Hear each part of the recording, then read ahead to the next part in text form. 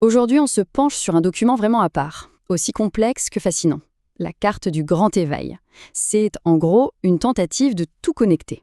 Des dizaines de théories, de concepts spirituels, d'événements cosmiques, tout ça sur un seul et même schéma. Alors explorons ensemble ce que cette carte essaie de nous raconter. Et la voilà, cette fameuse carte dans son intégralité. Rien qu'en la voyant, on comprend tout de suite l'ambition du truc. C'est un vrai réseau, un labyrinthe d'idées qui prétend faire le lien entre la politique de tous les jours et des forces galactiques. Cette complexité, elle est voulue. Chaque ligne, chaque mot est censé être une pièce du grand puzzle. C'est vraiment la question centrale que pose cette carte. Comment une idée comme QAnon, par exemple, peut se retrouver connectée à des fédérations galactiques et à une ascension spirituelle? C'est ce voyage un peu fou, cette logique interne qu'on va essayer de décortiquer ensemble, pas à pas. Alors voilà le plan pour y voir plus clair. On va explorer cette carte niveau par niveau. On commence par les fondations politiques bien terrestres, puis on montera jusqu'aux sphères cosmiques et spirituelles, et à la fin, on essaiera de comprendre la vision globale. Avant de plonger dedans, un point essentiel. Il faut bien comprendre qu'on n'analyse pas un document factuel. On est plutôt face à une sorte de cartographie des croyances. C'est un objet culturel qui nous montre comment un certain courant de pensée imagine et organise le monde, le visible comme l'invisible.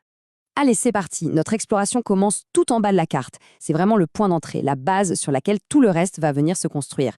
Et dans cette section, on va retrouver des thèmes qui sont assez familiers dans les discussions sur les théories du complot d'aujourd'hui. Donc la base de la carte, elle est vraiment ancrée dans des conflits très terrestres. C'est le socle de ce que la carte appelle l'éveil.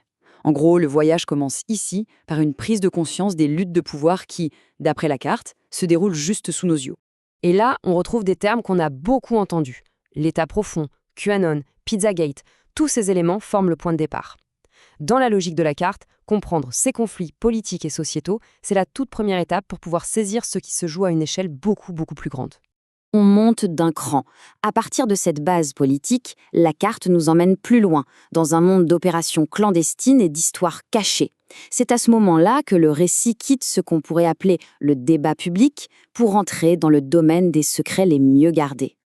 À ce niveau, la carte pose très clairement un conflit central. D'un côté, il y aurait l'Alliance terrestre, les fameux chapeaux blancs, et de l'autre, le syndicat du crime global, les chapeaux noirs.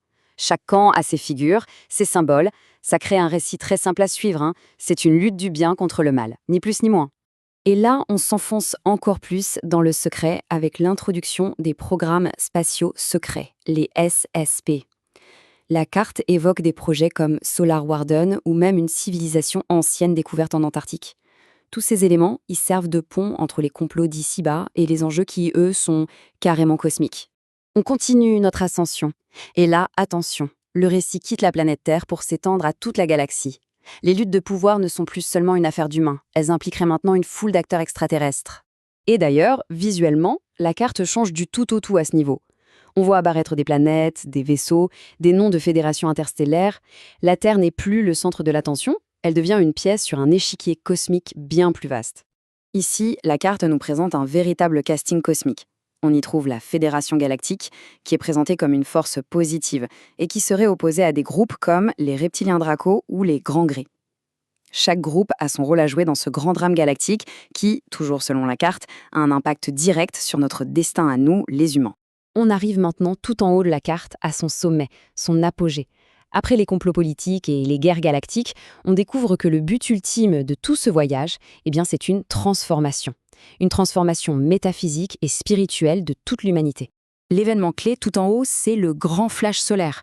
Ce n'est pas du tout décrit comme une catastrophe, au contraire, c'est un catalyseur. Une sorte d'impulsion d'énergie cosmique qui doit permettre à l'humanité de passer à un niveau de conscience supérieur. C'est le dénouement de tous les conflits qu'on a vus avant.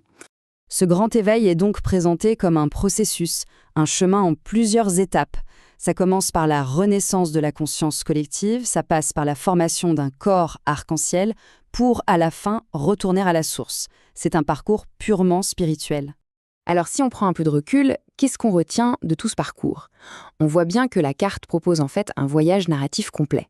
Ça part des angoisses politiques les plus concrètes pour arriver aux espoirs spirituels les plus élevés. En fait, toute la force de cette carte, c'est sa trajectoire. Elle prend des éléments qui n'ont a priori rien à voir les uns avec les autres. Un scandale politique, une théorie sur des aliens, un concept spirituel, et elle les tisse ensemble pour former un seul et unique récit qui prétend absolument tout expliquer. En regardant une dernière fois la carte dans son ensemble, on comprend que sa véritable fonction, c'est de créer des liens. Elle transforme un monde qui peut être perçu comme chaotique, déroutant, en un système bien ordonné, où chaque événement, même le plus étrange, a sa place et sa raison d'être. Et tout ça, ça nous laisse avec une dernière question, une question de fond. Au-delà de savoir si c'est vrai ou faux, le simple fait qu'une telle carte existe et qu'elle trouve un écho, ça en dit long sur un besoin très actuel. Ce besoin de trouver des grandes explications, des récits qui donnent un sens au chaos apparent du monde. Finalement, qu'est-ce que cette quête de sens nous apprend sur notre époque? C'est une réflexion qui mérite d'être menée.